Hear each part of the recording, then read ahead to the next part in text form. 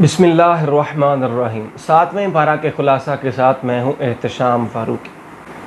मोअज़्ज़ज़ नाज़रीन, 7वां पारा भी 2 सूरतों के ऊपर मुश्तमिल है, जिसमें सूरह माइदा का बकिया हिस्सा है और इसके बाद फिर सूरह अनआम शुरू हो रही है। 7वें पारा की इब्तिदा में हबशा के नसारा का तज़किरा है। ये हबशा के नसारा की एक तरह से समझ लें कि इसमें तारीफ़ की गई है कि ये लोग हक परस्त लोग हैं। जब हक बात को सुनते हैं तो इनकी आँखों से आंसू जारी हो जाते हैं। चुनांचे अल्लाह रब्बुल इज़्ज़त का इरशाद होता है, अऊज़ु बिल्लाहि मिनश शैतानिर रजीम, बिस्मिल्लाहिर रहमानिर रहीम, व इज़ा समिअू मा उन्ज़िला इलर रसूल तरा अयुनहुम तफ़ीदु मिनद दमइ मिम्मा अरफू मिनल हक़ यक़ूलून रब्बना आमन्ना फ़क्तुबना मअश शाहिदीन। और जब ये सुनते हैं वो जो रसूल की तरफ नाजिल किया गया तो तुम देखोगे कि इनकी आंखें आंसुओं से उबल पड़ती हैं, इसलिए कि वो हक़ को पहचान गए। कहते हैं, ऐ हमारे रब, हम ईमान लाए, बस तू हमें हक़ के गवाहों के साथ लिख दे। तो अल्लाह रब्बुल इज़्ज़त ने इनकी हालत को बयान फरमाया है कि जब ये कुरान को सुनते हैं तो इनकी आंखों से आंसू जारी हो जाते हैं। दरअसल इस आयत मुबारका में इशारा है इस वाक़े की तरफ कि जब मुसलमानों ने हबशा की तरफ हिजरत की तो वहाँ पर नजाशी के दरबार में ये सारे लोग मौजूद थे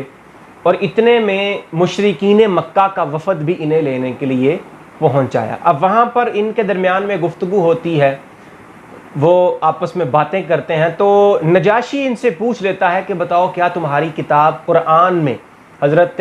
मरियम का तज़किरा मौजूद है? तो हज़रत जाफ़र तैयार रज़ियल्लाहु ताला अन्हु आप फरमाते हैं कि बिल्कुल, उनके नाम से तो कुरान पाक में एक पूरी सूरा मौजूद है। तो फिर आप इतनी बात करने के बाद सूरह तौहा और सूरह मरियम की वहाँ पर तिलावत फरमाते हैं। जब आप वहाँ पर तिलावत करते हैं तो नजाशी की आँखों से आंसू जारी हो जाते हैं और वो रोने लग जाता है। नंबर 1 तो इसमें इस वाक़े की तरफ इशारा है, और नंबर 2, जब रसूलुल्लाह सल्लल्लाहु अलैहि वसल्लम की बारगाह में हबशा से 70 लोग आए इस्लाम कबूल करने के लिए, तो नबी अलैहिस्सलाम ने उनके सामने सूरह यासीन की तिलावत फरमाई। जब रसूलुल्लाह सल्लल्लाहु अलैहि वसल्लम ने सूरह यासीन की तिलावत फरमाई तो वो सारे के सारे लोग वो सुनकर रोने लगे, उनकी आंखों से आंसू जारी हो गए। तो इस आयत मुबारका में इनकी तरफ इशारा है कि ये लोग जब हक बात को सुनते हैं, इस कुरान को सुनते हैं जो अल्लाह रब्बुल इज़्ज़त ने अपने नबी सल्लल्लाहु अलैहि वसल्लम की तरफ नाजिल फरमाया है, तो इनकी आँखों से आंसू जारी हो जाते हैं। इसके बाद अल्लाह रब्बुल इज़्ज़त ने इसी पारे के अंदर सूरह माइदा के इस हिस्से के अंदर फरमाया है कसम के बारे में, कि कसम जो खाना है, तो कसम के बारे में अगर कोई बंदा वो कसम उठा ले तो फिर उसका कफ़ारा क्या होगा। पहली बात तो ये है कि कसम जो है वो किसी भी शख्स को गुरेज करना चाहिए कसम खाने से। अगर ज़रूरत पड़ जाए कसम खाने की तो फिर सिर्फ अल्लाह की कसम खाएंगे, गैरुल्लाह की कसम नहीं खाएंगे। फिर एक बात ये भी जहन में रखने की है कि कसम की 3 किस्में हैं, जिसको अरबी में कसम को यमीन कहा जाता है। तो यमीन की 3 अक़साम है, यमीन लग़्व है, यमीन गमूस है और यमीन मुनआकिदा है। यमीन लग़्व क्या है कि गलत फ़हमी की कसम, जैसे कोई बंदा कसम उठा ले गलत फ़हमी की बिना पर, माजी के वाक़े को सच्चा जानकर हकीकत में ऐसे ना हुआ हो, तो इसको यमीन लग़्व कहा जाता है और इसके ऊपर ना मुआख़ज़ा है और ना ही कफ़ारा है। इसलिए कि अल्लाह रब्बुल इज़्ज़त ने फरमा दिया है कि ला युआख़िज़ुकुमुल्लाहु बिल्लग़्वि फ़ी अयमानिकुम, कि अल्लाह तबारक व तआला तुम्हारी लग़्व कस्मों के ऊपर तुम्हारा मुआख़ज़ा नहीं फरमाएगा। उसके बाद दूसरी जो किस्म है वो है यमीन गमूस। यमीन गमूस क्या है कि किसी गुज़िश्ता वाक़े के ऊपर जानबूझकर कसम खाना, यानी पता था कि माजी में ये वाक़या ऐसे हुआ था, लेकिन गलत बयानी करते हुए कोई बंदा गलत कसम उठा ले तो इसको यमीन गमूस कहते हैं। और ऐसी कसम उठाना ये भी सख्त हराम है, लेकिन इसके ऊपर भी कफ़ारा नहीं है। तीसरी कसम है यमीन मुनआकिदा, जिसका यहाँ पर तज़किरा है, जिसके ऊपर कफ़ारा लाजिम आता है कि अगर कोई बंदा किसी मुस्तकबिल के वाक़े के ऊपर जानबूझकर झूठी कसम उठाए तो इसको यमीन मुनआकिदा कहते हैं। यमीन मुनआकिदा के ऊपर अल्लाह रब्बुल इज़्ज़त ने कफ़ारा जो है वो لازم کیا ہے، اور اگر کوئی بندہ اس قسم کو پورا نہیں کرتا تو وہ گناہ گار بھی ہوگا۔ اس قسم کا کفارہ کیا ہے؟ قسم کا کفارہ جو اللہ تعالیٰ نے یہاں پر بیان فرمایا وہ ہے کہ اگر کوئی بندہ قسم اٹھا لے تو اس کا کفارہ یہ ہے کہ 10 مسکینوں کو کھانا کھلائے گا اوسط درجے کا، یعنی نارمل کھانا جو اپنے گھر والوں کو کھلاتا ہے، وہ یا تو 10 مسکینوں کو کھانا کھلائے گا یا پھر 10 مسکینوں کو کپڑے لے کر دے گا درمیانے درجے کے، یا پھر ایک مملوک کو آزاد کرے گا، غلام یا لونڈی کو۔ اب غلام اور لونڈیوں والا تو تصور ختم ہو چکا ہے، تو اس لیے اب یہ تو موجود نہیں ہے۔ یا پھر اگر اس کے پاس یہ والی طاقت نہ ہو تو پھر وہ کیا کرے گا، 3 دن کے روزے رکھے گا، تو یہ 3 دن کے روزے اس کی قسم کا کفارہ بن جائیں گے۔ اصل میں کچھ صحابہ کرام تھے جنہوں نے آپس میں بیٹھ کر کوئی باتیں کرتے کرتے ان صحابہ کرام، اصل میں صحابہ کرام کی ایک جماعت تھی جنہوں نے آپس میں بیٹھ کر کوئی باتیں کرتے ہوئے تو آپس میں کسی معاملات کے اوپر قسمیں اٹھا لیں، کچھ چیزوں کو حلال قرار دے دیا اور کچھ چیزوں کو خود سے حرام قرار دے دیا، اور اسی طرح لباس بھی کئی انہوں نے حلال قرار دے کر پہننے شروع کر دیا اور کئیوں سے انہوں نے ممانعت اختیار کر لی۔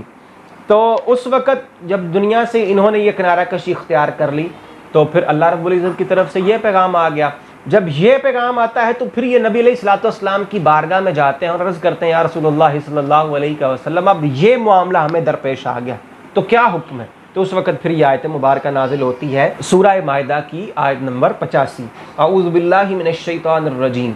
لا یؤاخذکم اللہ باللغو فی ایمانکم ولکن یؤاخذکم بما عقدتم الایمان، کہ اللہ رب العزت لغو قسموں کے اوپر تمہارا مواخذہ نہیں فرمائے گا، لیکن جو تم پختہ قسمیں اٹھا لو، یعنی جو یمین منعقدہ کا یہاں پر تذکرہ ہے، تو اس کے اوپر تمہارا مواخذہ بھی ہوگا اور اس کا کفارہ بھی ادا کرنا پڑے گا۔ اس کے بعد جو اس سورہ کا اگلا مضمون ہے وہ حرمت شراب کا آخری اور قطعی حکم ہے، جیسا کہ میں نے پچھلے پارے کا خلاصہ بیان کرتے ہوئے بتایا تھا، وہ بھی غالباً اسی سورہ مائدہ کی ہی آیت مبارکہ تھی کہ جس میں اللہ رب العزت نے فرمایا تھا کہ نماز کے قریب نہ جاؤ جب تم نشے کی حالت میں۔ اس کے بعد پھر یہ حکم نازل ہوتا ہے جو آخری اور قطعی حکم تھا، جس کے بعد شراب اور نشے والی چیزیں مکمل طور پر حرام قرار دے دی۔ اعوذ باللہ من الشیطان الرجیم، بسم اللہ الرحمن الرحیم، یا ایھا الذین آمنوا انما الخمر والمیسر والانصاب والازلام رجس من عمل الشیطان فاجتنبوہ لعلکم تفلحون، کہ اے ایمان والو بے شک یہ شراب، یہ جوا، یہ بت پرستی اور یہ پانسے کے تیر یہ ناپاک ہیں اور شیطان کے اعمال میں سے ہیں، تو تم ان سے اجتناب کرو تاکہ تم فلاح پا سکو۔ پھر اس کے بعد اسی سورہ کی آیت نمبر 96 کے اندر ایک اہم مسئلے کی وضاحت کی گئی ہے، وہ ہے کہ جب کوئی بندہ حج یا عمرہ کرنے کے لیے جائے اور احرام باندھ لے